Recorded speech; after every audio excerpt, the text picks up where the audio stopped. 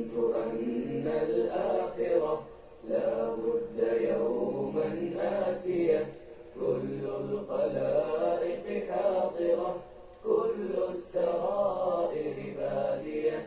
آمنت أن الآخرة لا بد يوما آتية، كل الخلائق حاضرة، كل السرائر بادية.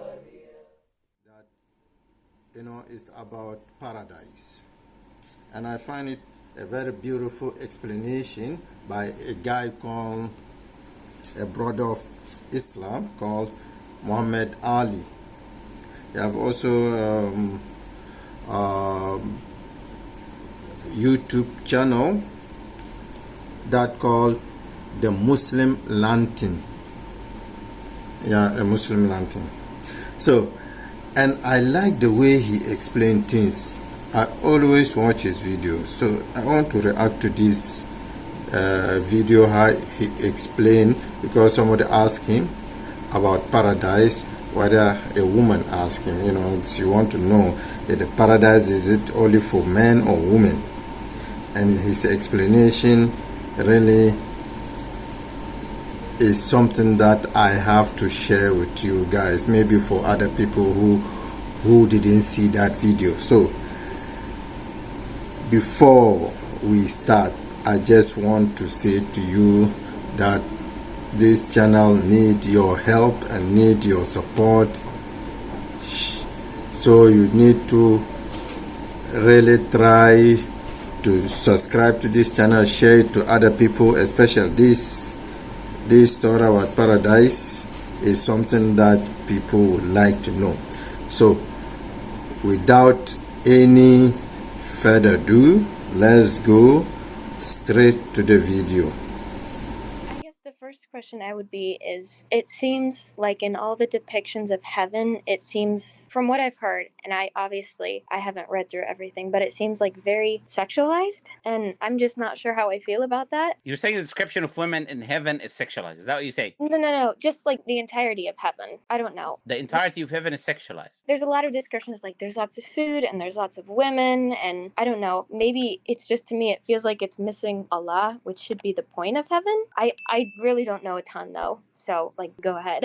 What have you read? Let me just before I answer your question, what sources have you read for what you say? I've never read through the Quran. I've just heard it on like YouTube and stuff. Which sources? People are non-Muslims talking about Islam? I don't even know what specific sources, but No, I'm saying they were non-Muslims who were talking about Islam that you heard from. it could be. I don't exactly remember what it was. Probably. Okay, so I would say but at least you're coming to a Muslim to ask the question. I'd say that Yeah. the best source, I is to feel be like the that's people. fair. Yeah, the people who actually believe the thing. So we wouldn't say food is sexual, for example. You mentioned food in Jannah, Yeah, right? sorry, just like pleasures, I guess you could say it that way. Yeah. So Jannah is where you have whatever your heart desires. So of course, everything in Jannah is the desires of a human being, because it's a reward, and you're rewarded by what you desire. That's the definition of a reward. If I give you something you don't desire, that is not a reward. So paradise, from an Islamic perspective, is a reward. You have gardens in Jannah. You have rivers. You have drinks that are not like the drinks of this life. Like, for example, you have alcohol that is not like the alcohol of this life. That is not sour like the alcohol in this life. That does not give you a hangover. Complete different type of alcohol, right? You have milk that does not go off. You have honey that is 100% pure, which you don't have in this life. You cannot have 100% pure honey. These types of things that would be in paradise, fruits, different fruits, etc. You will have in paradise, as the Quran describes. You have Hur al-Ain, which is a creation of God, a feminine creation of God that is given to men. You have palaces, gold, you have silver, you have beds, you have everything that your heart desires. So the things that human beings would desire, and anything that they can desire or ask for, they can ask for in paradise, and they can be given according to the Quran. And paradise has different levels, and the highest reward in paradise that is mentioned in the hadith is where Allah Azza wa Jalla will speak to the believers, and He will say to the believers, are you satisfied with all of these things that I mentioned to you? And then they will say yes. So Allah says He will increase them, and they will see Allah. This is the highest reward we will have in paradise. So not Because not everybody gets to. the people who will be in paradise will see Allah. Everybody. The people who are in paradise, the people who are not in paradise, they're not going to see Allah. Yeah. Yeah. Allah, in fact, Allah explicitly says in the Quran that they would be veiled away from Allah, the disbelievers. They're not going to see Allah because it's a reward. It's not just a reward. Look, when you see something beautiful, that's a reward. Yeah. Allah is the source of beauty. Yeah. Right? Allah is the most beautiful. And one of the names of Allah is Al-Jamil. So the most beautiful is Allah, and beauty comes from Allah. So seeing Allah is, as I just said to you, is the highest reward that believers will have in paradise. So you said it's not about Allah.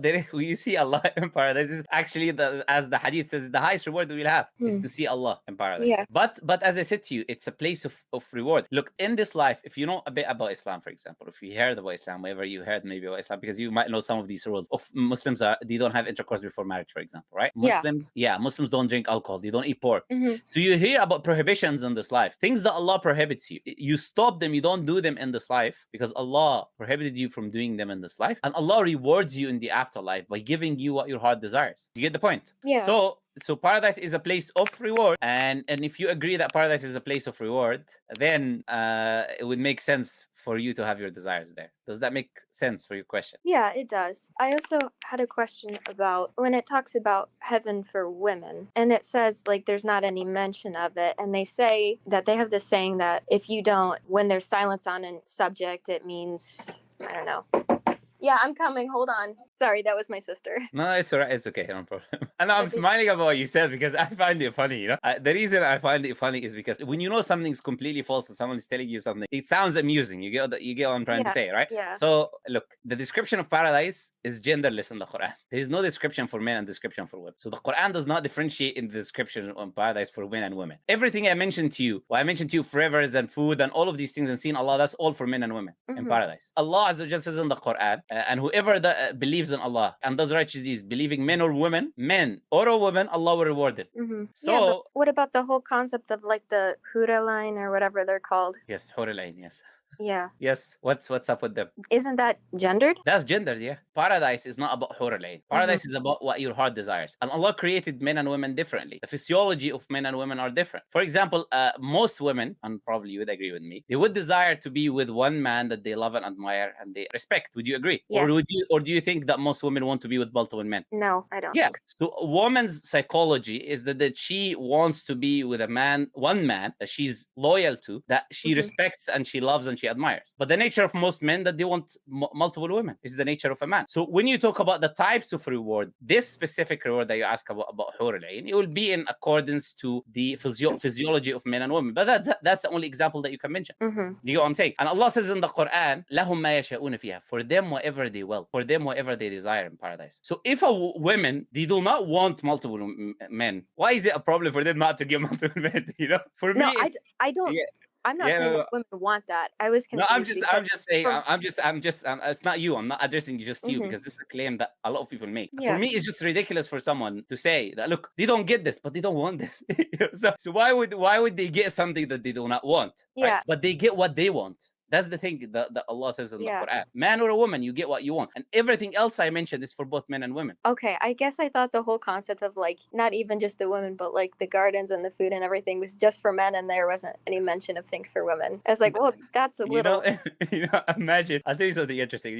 Islam is the biggest growing religion in the world. Did you know that? Yeah, I did. Okay, conversion rate, not birth rate. So people accepting the religion. According to Pew Research, are you from America? Yeah. Do you know about Pew Research? Yeah. Yeah, it's one of the biggest research centers in America, right? So according to Pew Research Institute, by conversion, the biggest growing religion in the world is Islam. Conversion rate, not birth rate. Do you know that 3 out of every 4 people that accept Islam are women? Yeah, I've watched a lot of your stuff. Okay, so no, but I want you to think about that. Imagine 3 out of 4 people accept Islam are women, and there's nothing for them in paradise. That would be hilarious for me, right? I'll be up soon. Sorry.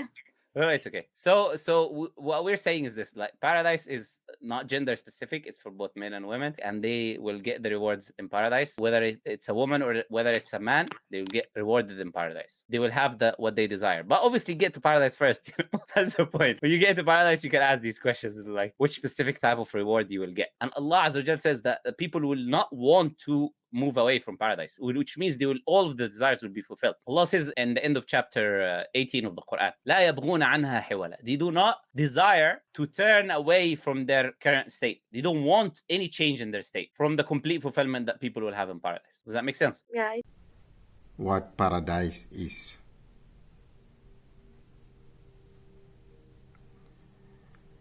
But do you know that we never experience hell? Human beings never experience hell. They experience paradise. So they know the beauty and the luxury and the joy of paradise.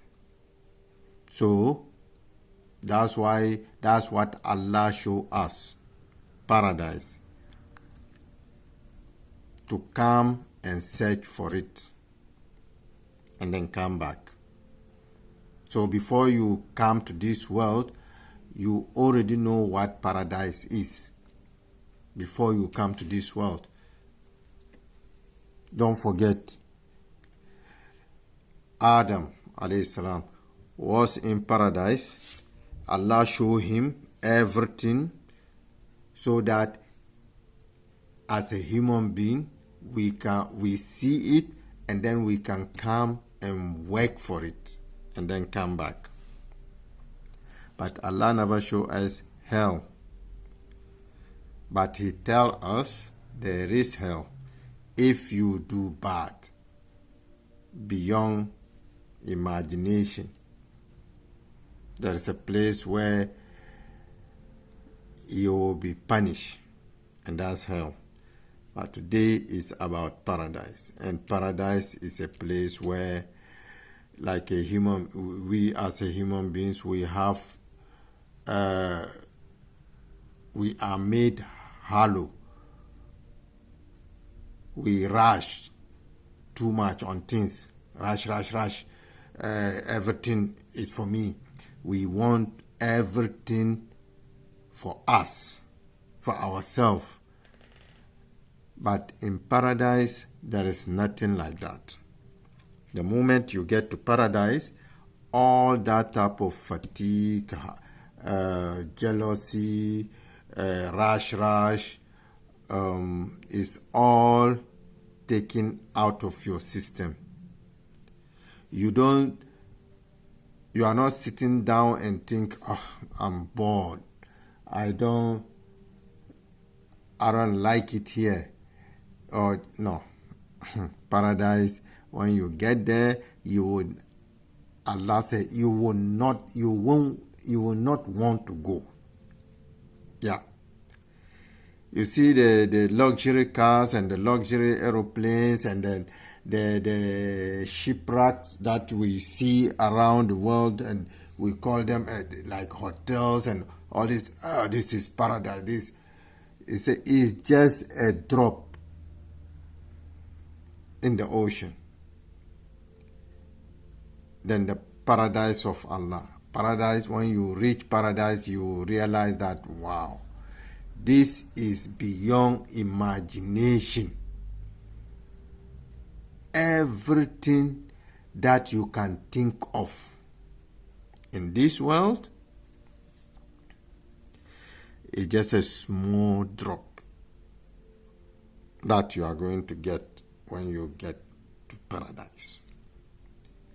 It's a beautiful, beyond imagination, and anything else you need is just in front of you. You will never get tired. Everything you enjoy to the full,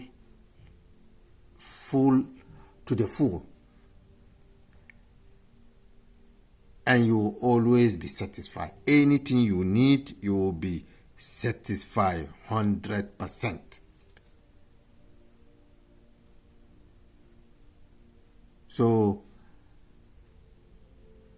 it's something beyond our human capacity. Allah tells us always in a small way, but if you get there, but get there first, because you have to get the paradise before you can understand. So may Allah give us Jannah. And also, people, you need to work hard, because it's not, you cannot just take it lightly. It's not something that you can just think, oh,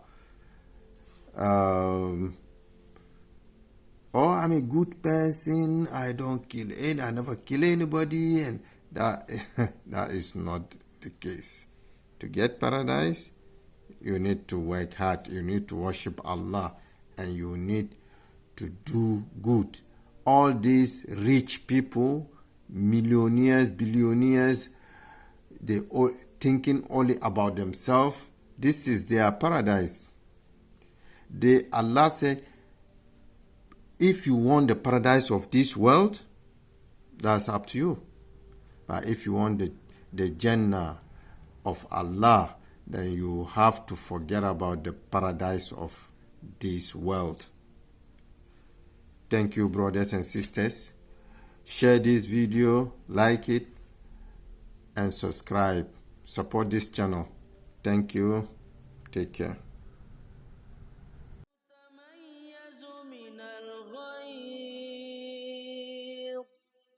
كلما ألقي فيها فوج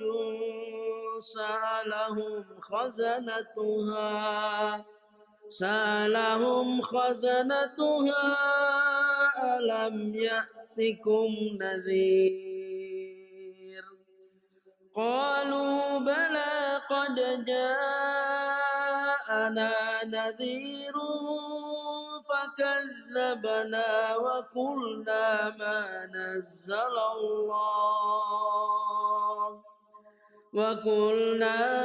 نزل الله من شيء إن أنتم إلا في ضلال كبير وقالوا لو كنا نسمع أو نعقل ما كنا في أصحاب السعير فاعترفوا بذنبهم فسحقا لأصحاب السعير.